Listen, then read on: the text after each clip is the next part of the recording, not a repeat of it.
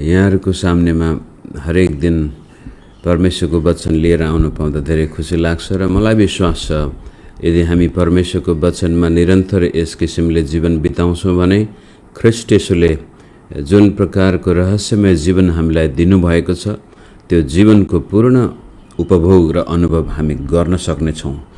Christian विश्वासको एउटा गजबको व्यवहारिक पक्ष के छ भने परमेश्वर खाली एब्स्ट्र्याक्ट लेभल अथवा खाली काल्पनिक संसारमा यो कता आत्मिक संसार यो भौतिक संसारबाट बेग्लै किसिमको अस्तित्वमा नभएर परमेश्वर भौतिक संसारमा हामी सँगसँगै आफ्नो उपस्थिति जनाउनुहुन्छ भन्ने विश्वास हामीलाई छ।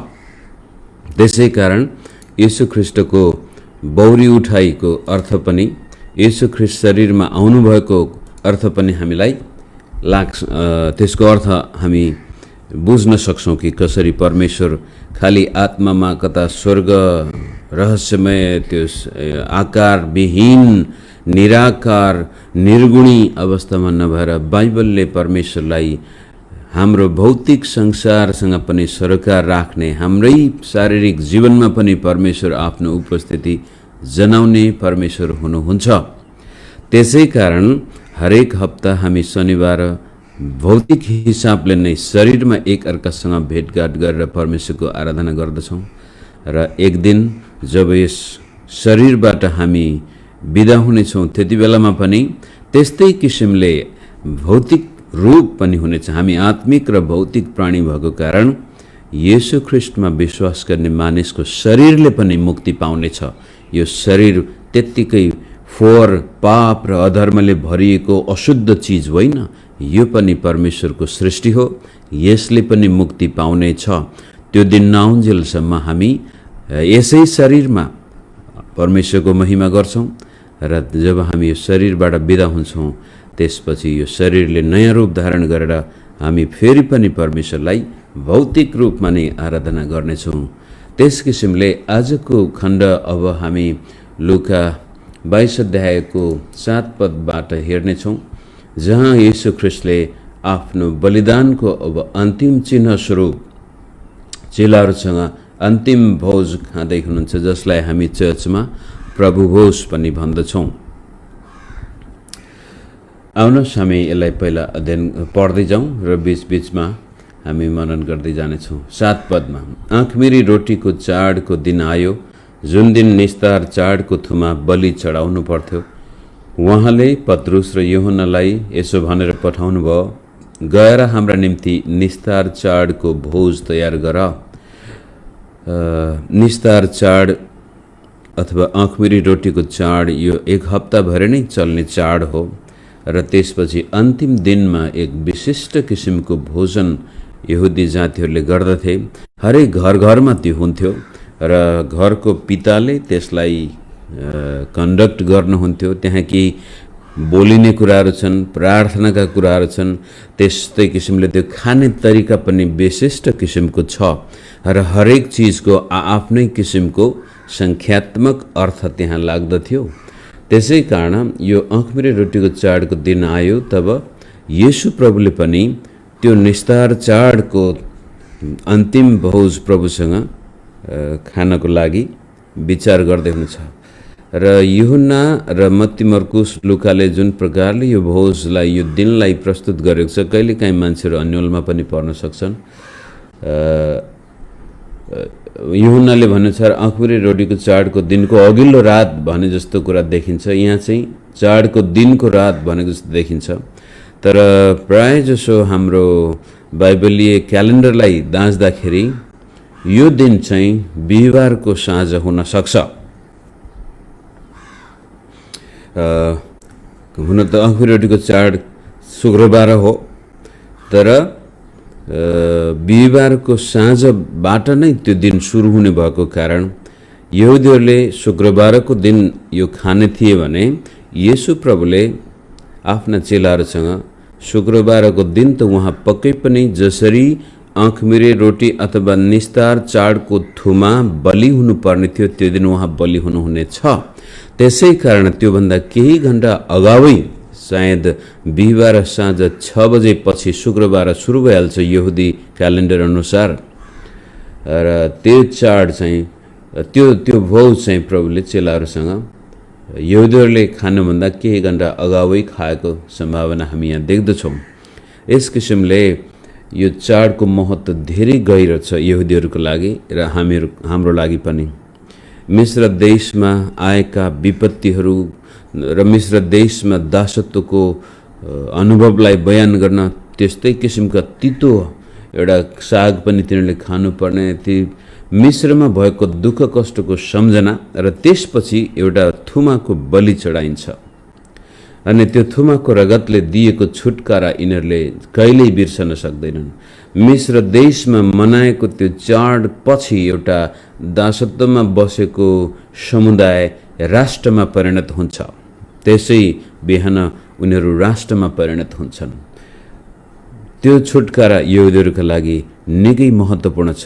यहुदीका लागि मात्र नभएर त्यो चाहिँ आउने मानव पापको छुटकारा, पापबाट छुटकारा हुने येशू प्रभुले दिने बलिदानको अग्रिम छाया थियो। त्यसै कारण हाम्रो लागि पनि मिश्रमा अनुभव गरिएको त्यो निस्तार चाड त्यति नै महत्त्वपूर्ण छ। र अहिले आएर येशू ख्रीष्टले अब युगान्तकारी परिवर्तन भन्छ हामी, यो एउटा युगको परिवर्तन हुँदैछ। पुरानो नियममा थुमाको रगतको करार अब येशू ख्रीष्टको रगतमा नयाँ करार स्थापना हुँदैछ। र चेलाहरू पनि यो तयारी त गरे, भोजमा सामेल पनि भएछन्। धेरै कुराहरू ती यहुदी चेलाहरूको लागि पनि अनौठो हुन सक्छ। हामी पढ्दै जाउँ 9 पदमा। तिनीहरूले उहाँलाई भने, हामी यो भोज कहाँ तयार गरौँ? उहाँले तिनीहरूलाई भन्नुभयो, तिमीहरू सहरमा पसेपछि गाग्रोमा पानी बोकेको एकजना मानिसले तिमीहरूलाई भेट्नेछ। त्यो जुन घरमा पस्छ त्यहाँसम्म त्यसको पछि लाग।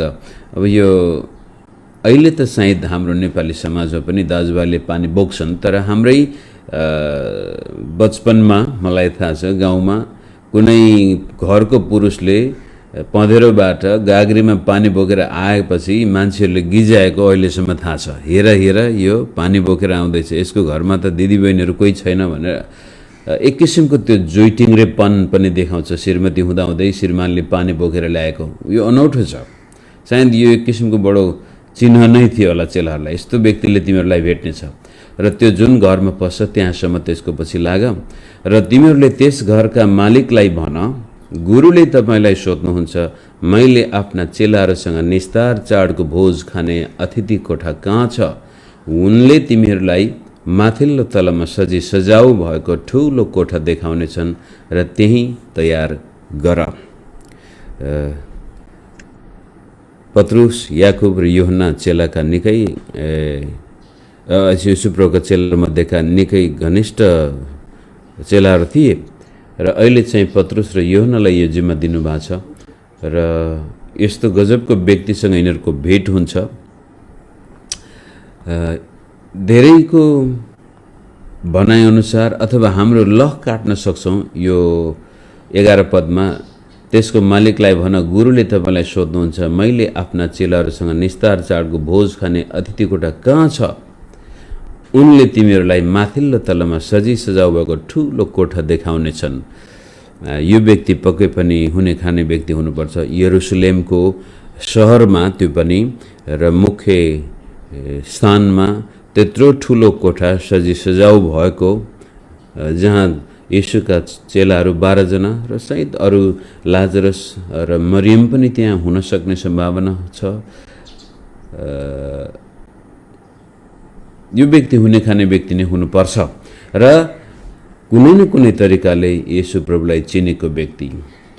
र प्रेरितको किताबलाई हामीले अध्ययन गर्दै गयौँ भनेदेखि सायद हुनसक्छ यो पानी बोकेर जाने व्यक्ति बर्नबास थिए कि मर्कुसका मामा बर्नबास। उनको आफ्नो परिवारको उल्लेख गरिएको छैन, तर दिदी र भानिजको उल्लेख गरिएको कारण उनीहरू साइप्रसका आप्रवासी थिए। साइप्रसबाट बसाइँ सरेर यरुसलेममा हुनसक्छ यो मर्कुसको घर थियो कि बर्नबासकी बहिनी अथवा दिदीको घर, जहाँ पेन्टिकोस्टको दिनमा पनि चेलाहरू प्रार्थना गरेर बसेका थिए र पवित्र आत्माको आगमन पनि भएको छ।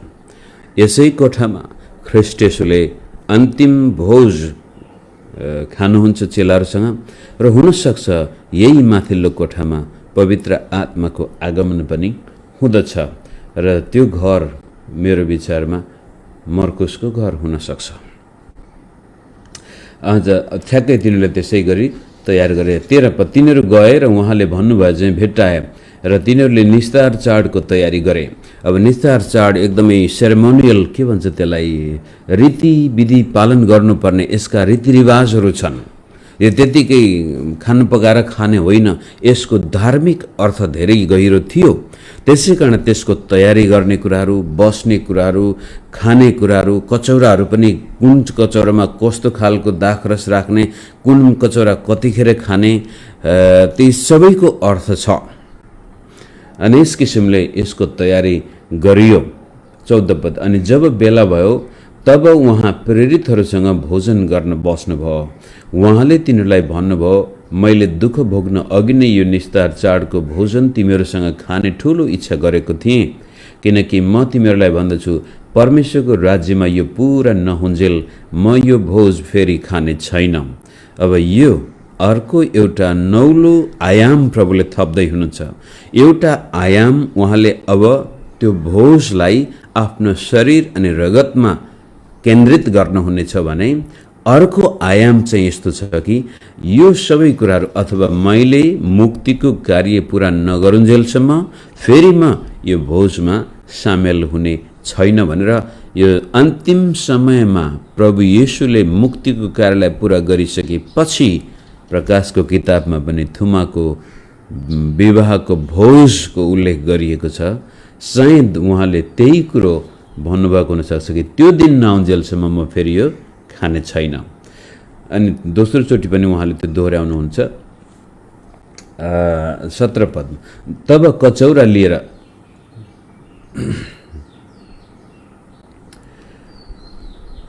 भोजको बारेमा भनिसक्यो। अब बिस्तारै प्रत्येक कचौराको पनि अर्थ तब कचौरा लिएर धन्यवाद चढाउनु भएपछि कतिपय विद्वानहरूको भन्छ त्यहाँ 4 किसिमका कचौराहरू थिए। एउटामा पहिला खाने, दोस्रो खाने, अन्तिममा चाहिँ एउटा कचौरा चाहिँ जहिले पनि घोप्टो परिरहेको हुन्छ, त्यो चाहिँ मसीही आउने बेलामा खाने भनेर धेरैले राखिराख्थे। त्यो चाहिँ उनीहरूले उठाउँदैन थिए। त्यो जब मसीही आउनुहुनेछ त्यतिखेर उठाउने भन्ने पनि अर्थ लगाएको छ। सायद प्रभुले त्यही कचौरा लिएर त्यसमा दाखरस हालेको पनि हो। तब कचौरा लिएर धन्यवाद चढाउनु भएपछि उहाँले भन्नुभयो, यो ल्याऊ र तिमीहरू आपसमा बाँड, किनकि म तिमीहरूलाई भन्दछु परमेश्वरको राज्य नआउन्जेल अब उपरान्त अङ्गुरको रस म पिउने छैन। फेरि पनि त्यो भोजन पनि म खाने छैन र यो रस पनि म यो सबै मुक्तिको कार्य पुरा नहुन्जेलसम्म पिउने छैन। यसलाई अर्को एउटा आयाम हाम्रो विश्वासमा थपिन्छ। यो चाहिँ के भने स्वर्गमा पनि हामी खाने र पिउने अवस्थामा हुने रहेछौँ। अब फेरि स्वर्ग भन्ने बित्तिकै पनि हिजो मैले एकजना भाइसँग बातचित गर्दा गर्दै मैले भनेको थिएँ, यदि हामी स्वर्गमा जाने आशामा छौँ भने हामी निराशामा परिणत हुनेछौँ। कारण मानिसलाई परमेश्वरले स्वर्गमा बस्नको लागि बनाएको होइन, मानिसलाई परमेश्वरले पृथ्वीमा बस्नको लागि बनाएको हो। र त्यसकारण जब ख्रीष्ट येशू मुक्तिको कार्य पुरा गर्नुहुनेछ त्यो पृथ्वीमा नै पुरा गर्नुहुनेछ। र साहित्य थुमाको भोज, विवाहको भोजको उल्लेख गरिएको छ। यो कचौरा पिउने कुराहरू, दाखरस पिउने कुराहरू पनि नयाँ आकाश र नयाँ पृथ्वीमा प्रभुले त्यो पूर्ण रूपले हामीसँग गर्नुहुनेछ। र यसको मतलब मुक्ति पाइसकेपछि पनि र अथवा मुक्ति मात्र होइन, महिमित शरीरमा हामी गइसकेपछि पनि खाने र पिउने कुरो स्वर्गमा उल्लेख गरिएको देखिन्छ। याद गरौँ, यो प्रभुले भन्नुहुन्छ यो मुक्तिको कार्य पुरा भएपछि हामी फेरि त्यसमा सहभागी हुनेछ। यसले गर्दाखेरि के देखाउँछ भने मानिसलाई प्रभुले भौतिक रूपले सिर्जना गर्नुभएको थियो र त्यही अन्तिम महिमित भौतिक रूपमा पुनरुत्थान भएको जीवनमा हामी यस किसिमले प्रभुसँग सहभागी हुनेछौँ। त्यो दिन नआउन्जेलसम्म उहाँले भन्नुहुन्छ। अनि रोटी लिउन् 19 पद उहाँले रोटी लिनुभयो र धन्यवाद चढाउनु भएपछि त्यो भाँच्नुभयो र तिनीहरूलाई यसो भन्दै दिनुभयो। अब यीशु ख्रीष्टले आफ्नो शरीर जसरी भाँचिनेछ तेल दिएपछि तिमीहरूका निम्ति दिएको यो मेरो शरीर हो, यो मेरो सम्झनामा गर्ने गर। मेरो सम्झनामा यो भाँचिएको शरीर छ, त्यस्तै किसिमले यो रोटी भाँचेर सम्झनामा गर्ने गर। अब चेलाहरूले बुझ्नै गाह्रो छ।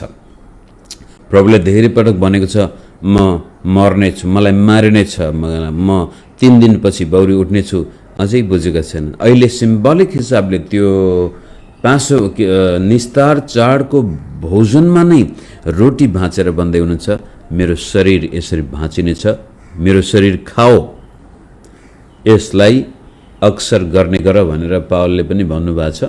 त्यो प्रभुको वचन उल्लेख गरेर यहाँनिर चाहिँ लुकाले यो मेरो सम्झनामा गर्ने गर। कतिखेर गर्ने, कतिचोटि गर्ने भन्दा पनि गर्ने रहने कुरो उल्लेख गरिएको छ। जबसम्म ख्रीष्ट येशू पूर्ण रूपले फेरि हामीसँग टेबलमा बसेर भोजन गर्नुहुने छैन, तबसम्म प्रभु येशूको मृत्युको प्रचार, सुसमाचारको प्रचार, येशू प्रभुले स्थापित गर्नुभएको करारको प्रचार गर्नको लागि त्यो गर्नुपर्ने विधि मण्डलीमा स्थापना गरिएको छ। 20 पद, त्यसै गरी खाइसक्नु भएपछि उहाँले कचौरा लिनुभयो र भन्नुभयो, यो कचौरा तिमीहरूका निम्ति बगाएको मेरो रगतमा स्थापित गरिने नयाँ करार हो। शरीर जीवनको लागि दिएको थियो भने रगत चाहिँ अब परमेश्वर र मानिस बीचको नयाँ करार। पुरानो करार थुमाको रगतले, पशुको रगतले स्थापित गरिएको थियो भने नयाँ करार येशू ख्रीष्टको रगतले स्थापित गरिनेछ। निस्तार चाडमा पनि एउटा थुमा मारिन्थ्यो, तर यहाँनिर ख्रीष्ट येशूले अब त्यहाँनिर थुमाको मासुको कुरो गरिएको छैन। यहाँनिर यसको मतलब सायद चेलाहरूले मासु त्यहाँ राखेका थिएनन् र येशू प्रभु स्वयंले भन्दै हुनुहुन्छ, म नै त्यो थुमा हुँ। त्यसकारण यो मेरो शरीर तिमीहरूको जीवनको लागि हो भनेदेखि यो रगत तिमीहरू र परमेश्वर बीचमा स्थापित भएको नयाँ सम्बन्धको चिन्ह अथवा करार हो। यसकारण यो मेरो सम्झनामा गर्ने गर। अन्तिम, तर हेर मलाई पक्राउनेको हात मसँगै टेबलमा छ। फेरि उहाँले माथि 1 देखि 6 पदसम्म उल्लेख गरिएको यहुदा इस्करियोतको गतिविधिलाई उल्लेख गर्दै भन्नुहुन्छ, मलाई पक्राउनेको हात मसँगै टेबलमा छ। बडो गजबको यो वाक्यांश हो। नेपालीमा हामीले उखान भन्छौँ, जुन थालमा खायो त्यसैमा थुक्नु, त्यसैलाई लत्याउनु। येशू प्रभु सँगसँगै त्यो व्यक्ति अहिलेसम्म बसेको छ। उहाँलाई कसरी त्यो मौका खोजिरहेको छ। सायद त्यसै कारण प्रभुले सुटुक्क लागेर यूहन्ना र पत्रुसलाई गएर यसो ठाउँमा तयारी गर, कारण उहाँले भन्छ, मलाई यो भोजन तिमीसँग खानु धेरै महत्त्वपूर्ण छ। यहुदाले थाहा पाएको भए यरुसलेममा जाने बेलामा ती यहुदी धर्मगुरु र सिपाहीहरू बोलाएर पनि तुरन्तै पक्राउन सक्थ्यो होला। त्यसै कारण त्यसबाट बचाउनको लागि पनि प्रभुले सुटुक्क लागेर 2 जना चेलालाई त्यहाँ पठाउनुहुन्छ अग्रिम। र यस किसिमले त्यो पक्राउनेको हात टेबलमा छ, किनकि मानिसको पुत्र त ठहराइए अनुसार जानै पर्छ, तर धिक्कार त्यस मानिसलाई जसले उसलाई धोका दिन्छ। यस्तो काम गर्ने तिनीहरूमध्ये को होला भनी तिनीहरू आपसमा बहस गर्न लागे। र मत्ती र मर्कुसले भन्नुअनुसार त म हुँ कि भनेर त्यहाँनिर पत्रुसले पनि भन्छ, फलानाले म हुँ भन्दा त्यहाँ धेरै ठुलो खैला बैला पनि मचिन्छ चेलाहरूको बिचमा। लुकाले त एउटा वाक्यांशमा मात्र त्यो सीमित गर्नुभएको छ। यस किसिमले आजको खण्डबाट बडो गजबको गम्भीर ख्रिस्टियन विश्वासको रहस्य प्रस्तुत गरिएको छ, जहाँनिर येशू ख्रिस्टले मानिस र परमेश्वर बीचमा नयाँ करार स्थापना गर्ने अगमबाणी गर्दै हुनुहुन्छ। र नभन्दै भोलिपल्ट उहाँलाई क्रुसमा झुन्याइनेछ र उहाँको शरीर टुक्रिनेछ, भाँचिनेछ र उहाँको शरीरबाट बगेको रगत कल्वरी डाँडामा फैलिनेछ र त्यस बेलामा संसारमा बडो गजबको अन्धकार छाउनेछ, आकाशमा चिन्हहरू देखा पर्नेछन् भनिएको छ। र धेरै विद्वान अनुसार त्यति बेलामा अनौठो किसिम घटेको सम्भावना पनि हामी देख्दछौँ। र यस किसिमले येशू प्रभुको रगत र शरीर हाम्रो लागि जीवन मात्र नभएर अनन्त जीवन, त्यो पनि परमेश्वरसँगको सम्बन्धमा जिउने जीवन नयाँ करारले हामीलाई परमेश्वरसँग मिलापमा ल्याएको छ। हाम्रो दुश्मनी थियो परमेश्वरसँग, हामी परमेश्वरका शत्रु थियौँ, तर ख्रीष्ट येशूको रगतले त्यो शत्रुतालाई मेटाइदिएको छ। आज हामी परमेश्वरका मित्र भएर बाँच्न सक्छौँ। अनि मैले यो फेसबुकमा राख्दाखेरि शीर्षक दिएको थियो, मानिस रोटीले मात्र बाँच्दैन, र नभन्दै आज तपाईँ र मैले जीवन पाउने हो भनेदेखि येशू ख्रीष्टलाई नखाइकन, येशूको रगत नपिकन हामीसँग जीवन छैन। अनि योहन्ना 6 अध्यायलाई राम्रोसँग हामीले पढ्न सकेको खण्डमा त्यहाँ बडो स्पष्टसँग प्रभुले भन्नुहुन्छ, जसले मेरो शरीर मासु खाँदैन र जसले मेरो रगत पिउँदैन त्यससँग जीवन हुने छैन। अनि यो कुरोलाई लिएर इतिहासमा धेरैपल्ट क्रिस्चियनहरूलाई मानिसको मासु खाने, मानिसको रगत पिउनेहरू भनेर आरोप पनि लगाइएको छ। यीशु प्रभुले वास्तवमा साँच्चै उहाँको मासु खानु, साँच्चै उहाँको रगत पिउनु त भन्नुभएको होइन, तर परमेश्वरको मुखबाट निस्केको वचनबाट हामी बाँच्छौँ भन्ने कुरा प्रभुले नै व्यक्त गर्नुभएको छ। व्यवस्था 8 अध्यायमा पनि त्यो कुरो उल्लेख गरिएको छ कि मानिस रोटीले मात्र होइन तर परमेश्वरको मुखबाट निस्केको प्रत्येक वचनले बाँच्दछ। अनि प्रभु येशूले पनि आफ्नो परीक्षाको समयमा जब उहाँ भोकाउनु भएको थियो, जब उहाँलाई रोटीको आवश्यकता परेको थियो, त्यति बेलामा त्यसलाई फेरि दोहोऱ्याएर भन्नुभयो, मानिस रोटीले मात्र होइन तर परमेश्वरको मुखबाट निस्केको प्रत्येक वचनले बाँच्दछ। अनि त्यो रोटी जो परमेश्वरको मुखबाट निस्केको वचन, जो आत्मिक रोटी ख्रीष्ट येशू हुनुहुन्छ। आदिमा वचन थियो, वचन परमेश्वरसँग थियो, वचन नै परमेश्वर थियो भनेर यूहन्नाले 1 अध्यायको 1 पदमा भन्नुभएको छ। अनि त्यो वचन देहधारी भयो, शरीरमा आयो र येशू प्रभुलाई खानु भनेको नै परमेश्वरको वचनलाई खानु। अनि त्यो जसै हामी बाइबललाई आत्मिक भोजनको रूपमा खान्छौँ, हरेक बिहान साँझ तपाईँ र म जब परमेश्वरको वचनमा मनन गर्दैछौँ, हामीले वास्तवमै रोटी खाए समान नै हुनेछ। किनभने येशू ख्रीष्ट त्यो वचन हुनुहुन्छ जसबाट हामी बाँच्न सक्छौँ। कारण वचनबाटै हामी जन्मेको भएको कारण बाँच्नको लागि पनि त्यो वचन चाहिन्छ। अनि यहाँनिर चाहिँ सङ्ख्यात्मक भाषामा, सिम्बोलिक ल्याङ्ग्वेजमा येशू प्रभुले रोटीद्वारा जसरी तिमीहरू यो रोटी खाँदैछौ त्यस्तै किसिमले मलाई पनि तिमीहरूले खानुपर्नेछ, कारण म मेरो शरीर तिमीहरूको लागि दिँदैछु। र जसरी तिमीहरू पानी पिउँदैछौ, त्यस्तै दाखरस पिउँदैछौ, त्यसै गरी तिमीहरूले मेरो रगत पनि पिउनु, अथवा रगत भन्ने बित्तिकै पाप क्षमासँग यो सरोकार राख्ने कुरा हो। रगत नबगाइकन पाप मोचन हुँदैन भन्ने कुरा बाइबलले पनि उल्लेख गर्छ। र अरू धर्मावलम्बीहरूमा, मित्रहरूमा पनि हामी बलिदानको महत्त्वपूर्ण स्थान देख्दछौँ। बलि नचढाइकन कुनै पनि अर्को शक्तिलाई खुसी पार्न सकिँदैन भन्ने कुरा मानस पटलमा त्यो छ। अनि त्यसै कारण येशू ख्रीष्टले अनन्त जीवन दिनको लागि मानिसमा त्यो अनन्त जीवन नष्ट गर्ने शक्तिलाई नष्ट गर्नुपर्ने थियो। अनि त्यो चाहिँ उहाँको रगतले गर्नुभएको छ। सारा मानिसका पाप उहाँले आफूमाथि लिनुहुनेछ र भोलिपल्ट उहाँ त्यो क्रुसमा परमेश्वरबाट पनि तिरस्कृत भएर मानिसका पापको निम्ति त्यो रगत बगाउनुहुनेछ। र त्यस रगतले नै त्यसपछि परमेश्वरसँग हाम्रो मिलाप भएको प्रमाण दिनेछ। र फेरि हामी अब पापको दास बन्नुपर्ने छैन, पापको निम्ति अर्को बलि चढाउनु पर्ने पनि छैन। यो कुरो गैर क्रिस्चियन मित्रहरूको लागि बुझ्नै गाह्रो छ।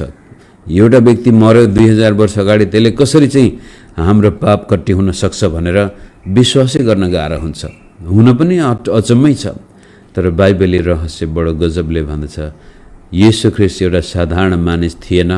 येशू ख्रीष्ट संसारको सृष्टिकर्ता थियो, तर मानिसको रूपमा आएर तपाईँ र मेरो लागि त्यो बलि हुनुभएको कारण उहाँले सारा मानव जातिको पाप बोक्नुभयो र परमेश्वरको सम्बन्ध विच्छेद भएको मानिसलाई आफूमा मिलाप गराउनु भएको छ।